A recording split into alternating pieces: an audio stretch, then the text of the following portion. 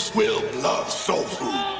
Well, it ain't Dr. Seuss. I've been guarding my gate for a long time, bitch. It's a boy! Your big break in TV. From the front time, bitch. You can run, but you can't hide, bitch. Welcome to my world, bitch. A bitch. Looks like some sort of legally safe knockoff of an 80s horror character. Bitch. Bitch. Bitch. And he sure says bitch a lot. Bitch.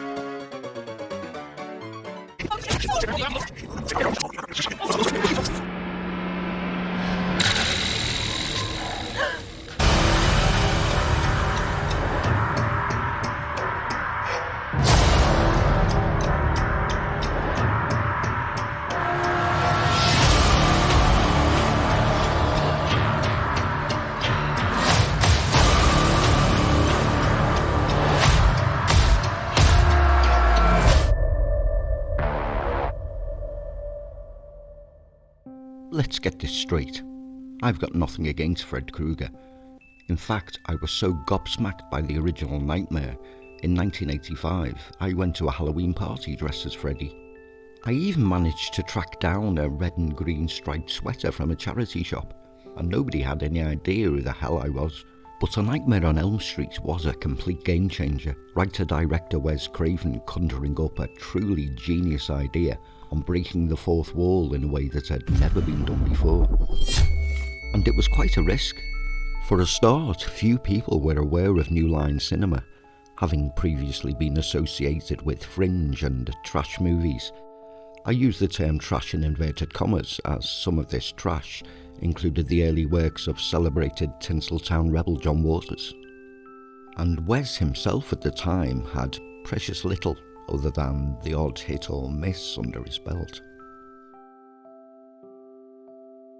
Couple this with absolute newcomer Heather Langenkamp in the leading role, and this could have quite literally sank without a trace. But it didn't.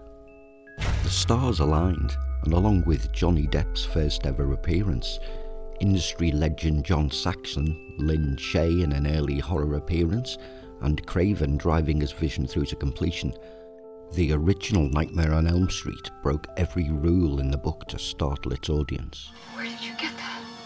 I grabbed it off his head. Right down to its fake fairy tale ending. There are very few films I will venture to the cinema twice to see.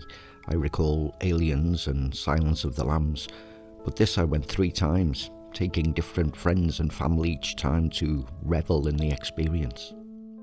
From then on, however, the production company fell quickly and gracelessly off the creativity ladder, while managing to miss every rung of originality on the way down.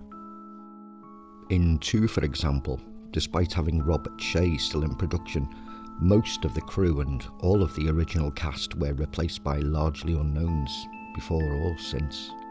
Jacques Aitken's cinematography seems lacklustre without Craven's meticulous eye to guide him along, and unsettling narrative and imagery had been replaced with uninspired deaths and canon confusion.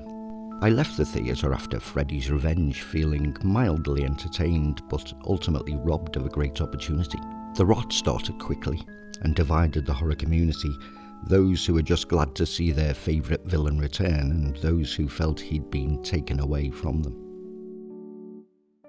There was a half-arsed attempt with Dream Warriors to regain their trust, with the return of Langenkamp as Nancy, John Saxon back as Dad, the brilliant Lawrence Fishburne, and at the time rookie Patricia Arquette.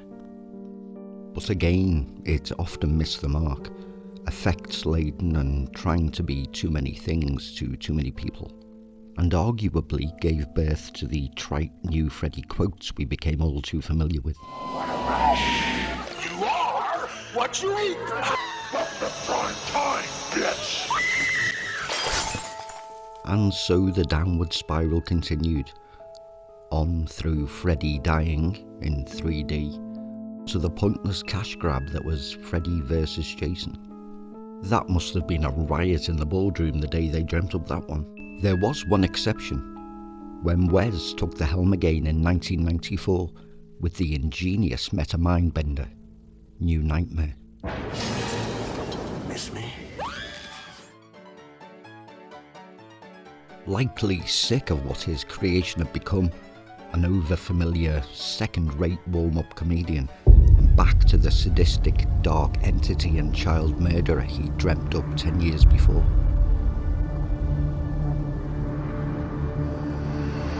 After all, Freddy was never Robert Englund. Robert Englund was Freddy.